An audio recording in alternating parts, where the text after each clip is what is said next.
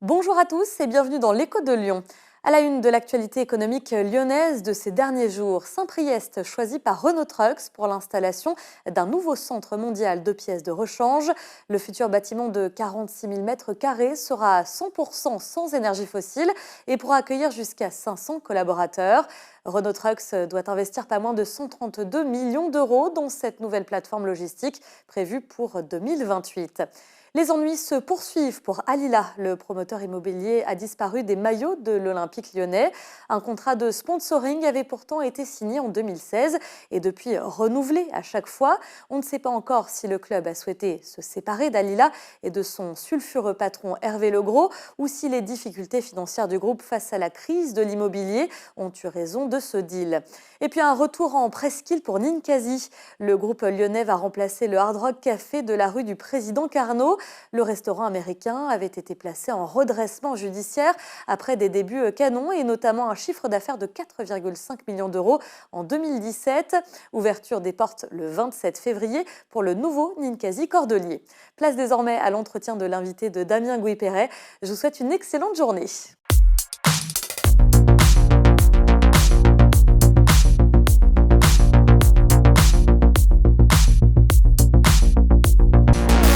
Bonjour à tous, bienvenue dans l'Écho de Lyon. Aujourd'hui, nous allons parler des difficultés financières des étudiants. Les étudiants depuis toujours ont des difficultés financières, mais elles ont été pointées du doigt depuis l'épisode du Covid, donc c'est plus aujourd'hui un sujet tabou. Dans ces difficultés financières, il y a effectivement le logement, la nourriture, etc. Et puis quelquefois, il y a une problématique pour s'équiper, puisque de plus en plus, on demande à des étudiants de devoir s'équiper, d'avoir du matériel. Alors il se trouve que l'État, depuis quelques années, a prévu des dotations pour certains de ces étudiants, en l'occurrence 500 euros par apprenti, ce qui représenterait à terme environ 500 millions d'euros. Il y a une entreprise de Villeurbanne qui s'est emparée de ça et qui s'est spécialisée justement dans la transformation de cette dotation à destination des élèves. C'est la société Startum. Je reçois aujourd'hui son représentant qui s'appelle Ulrich Makosso. Monsieur Makosso, bonjour. Bonjour. Alors, on parle bien d'étudiants apprentis qui sont en alternance. Expliquez-moi d'abord comment a germé l'idée de cette entreprise Startum qui est installée à Villeurbanne, je rappelle. En effet, Startum est né d'un questionnement que je me suis posé en 2021.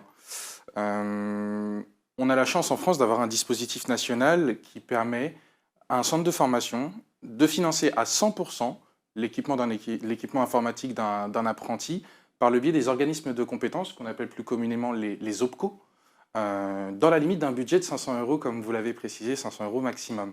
De là, la question que je me suis dite quand on voit l'année 2020, le Covid, deux confinements, une rupture numérique entre des équipes pédagogiques et leurs apprenants, une rupture sociale également, je me suis dit, mais du coup, pourquoi aussi peu d'élèves sont équipés? Et ce que j'ai tout simplement pris le parti de faire en 2021, c'est d'observer les CFA. Et de là, je me suis rendu compte de 3 points. Le premier, en effet, un certain nombre de CFA n'ont pas les équipes techniques en interne pour superviser toute une flotte informatique entre les mains d'apprentis. Le second point, ils n'ont pas l'expertise technique pour choisir forcément le bon équipement, adapté en fonction des formations des apprenants.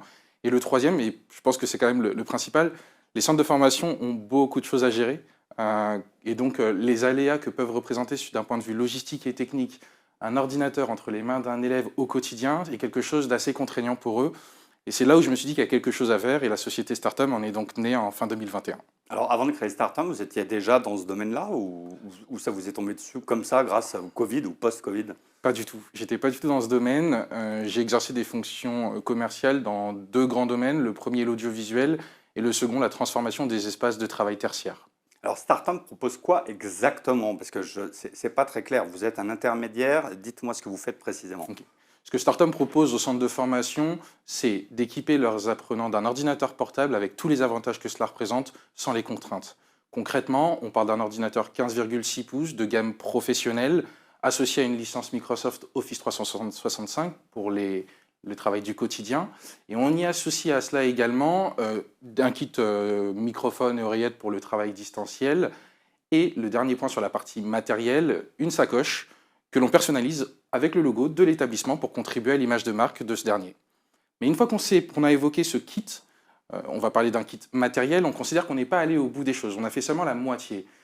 Pour nous, l'enjeu principal, c'est qu'un CFA ne doit pas se soucier d'un apprenant qui, à 3 jours de la rentrée, fait une rupture de contrat, car il s'agit là du quotidien d'un centre de formation, ou d'un élève qui, le jour de la rentrée, va dire à son référent pédagogique: c'est très gentil, merci pour cet équipement, mais moi je me suis déjà équipé, j'ai bossé cet été, cet hiver, pendant les vacances, et donc j'ai mon propre équipement auquel je tiens, et je ne souhaite pas spécialement avoir votre équipement. À partir de là, nous, on a une seule vision. Il faut qu'il y ait un zéro reste à charge pour le CFA.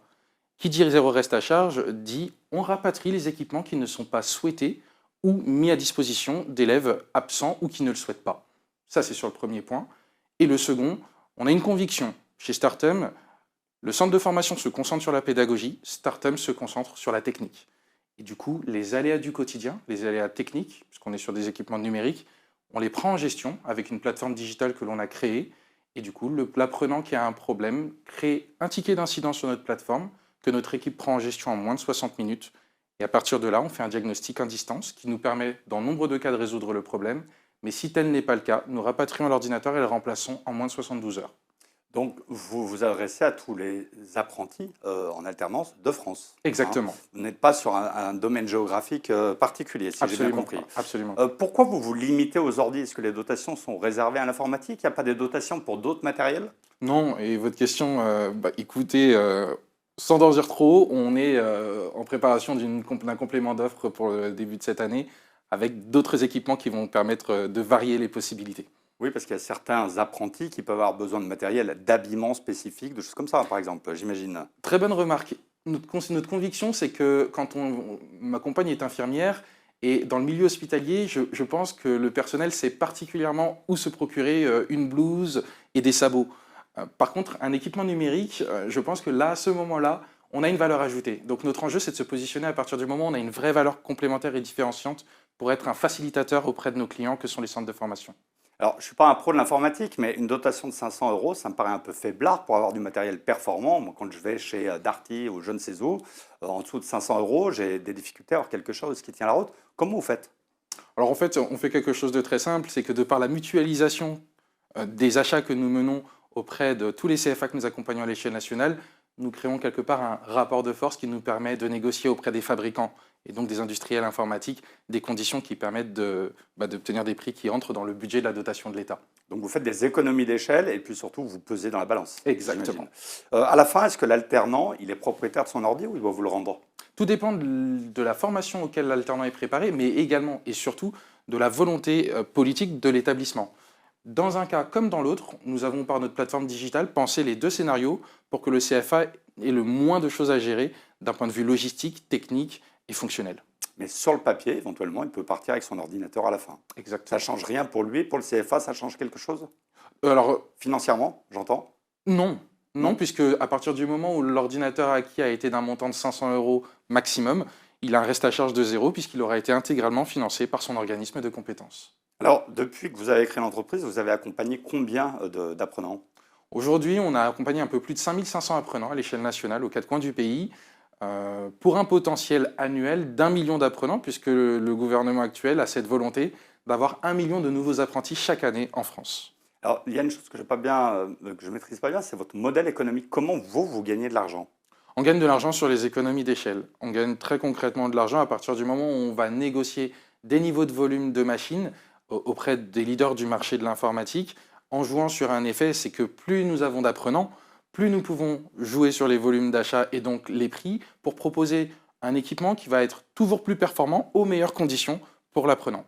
Donc, ça veut dire que sur cette dotation de 500 euros, vous avez une partie qui vous revient à vous et qui finance votre entreprise. Exactement, Et vous êtes la seule entreprise à faire ça en France aujourd'hui, à ma connaissance. si j'ai bien compris. Donc, vos clients, ce sont les écoles en fait. Vous ne démarchez pas les élèves ni l'État, vous démarchez les écoles. Et vous leur dites, on sait faire les choses à votre place. On sait gérer à vos côtés pour que vous ne vous posiez pas de questions. Et alors, vous pouvez me citer quelques écoles à Lyon ou alentour avec lesquelles vous travaillez, par exemple? L'Institut Carrel, à Lyon, un établissement qui est basé à Lyon 6. On a également des établissements du secteur agricole qui sont basés en région lyonnaise. Je pense du coup au CFA Envol, qui est donc basé à Dardilly.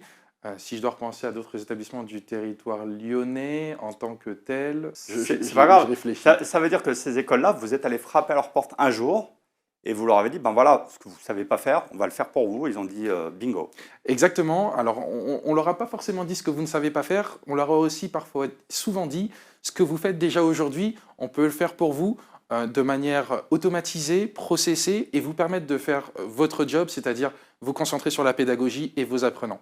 Alors aujourd'hui, vous avez un chiffre d'affaires qui représente quoi? On a fait 1,1 million d'euros de chiffre d'affaires sur le précédent exercice 2023 et on est dans le bon rythme pour atteindre l'objectif qu'on s'est fixé. Il est assez simple, il est calqué sur une volonté gouvernementale, 1 million d'apprentis avant la fin du mandat présidentiel et nous sommes dit 1% de ce million, donc 10 000 apprentis pour chaque rentrée. Pour 2026, c'est notre ambition, donc 4,6 millions pour dans 2 ans et on est sur la bonne voie. Et alors votre entreprise, elle représente combien de salariés aujourd'hui? Alors aujourd'hui, nous sommes 5. Nous sommes 5 aux équipes, je les appelle la Star Team. On est 5 personnes avec des profils différents. On a des personnes sur le sujet de la gestion administrative et opérationnelle, bien évidemment sur le sujet commercial, mais également sur la technique informatique. Alors si je suis votre raisonnement, vous vous préparez à une croissance exponentielle. Ça veut dire que vous allez être obligé de recruter parce que 5, c'est un peu faible pour gérer ce volume à venir. Alors on a une plateforme digitale qui représente à elle seule 2-3 personnes. Je tiens quand même à le préciser. Mais oui, vous avez complètement raison. On est dans quelques semaines on va être amené à diffuser les offres de poste que l'on souhaite présenter pour avoir des personnes qui nous rejoignent et sur les différents volets que je viens de vous citer, à savoir la technique, le commerce et la gestion administrative et opérationnelle. Et alors ces gens-là devront être embauchés à Lyon. Ou vous allez vous installer ailleurs en France éventuellement, vous allez avoir d'autres bureaux? Non, on fait tout d'ici, on gère tout d'ici. L'ensemble des CFA que nous accompagnons, franciliens, bretons, normands, Sud-PACA ou Occitanie, sont complètement pilotés d'ici et quelle que soit leur dimension. Alors vous nous avez parlé de vos ambitions de croissance à moyen terme, mais il y a d'autres produits potentiellement. Est-ce que l'État commence à parler justement d'évolution potentielle, de dotation pour d'autres choses? On l'a évoqué tout à l'heure. Alors les volontés, ou en tout cas prévisions de l'État, ne sont pas portées à ma connaissance, malheureusement.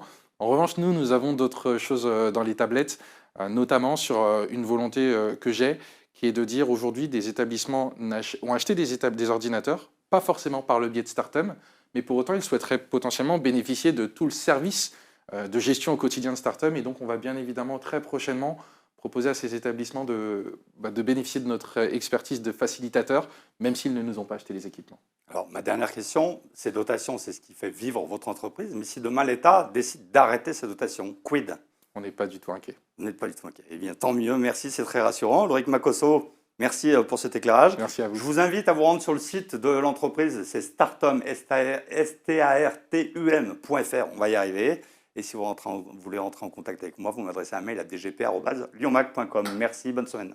Merci à vous.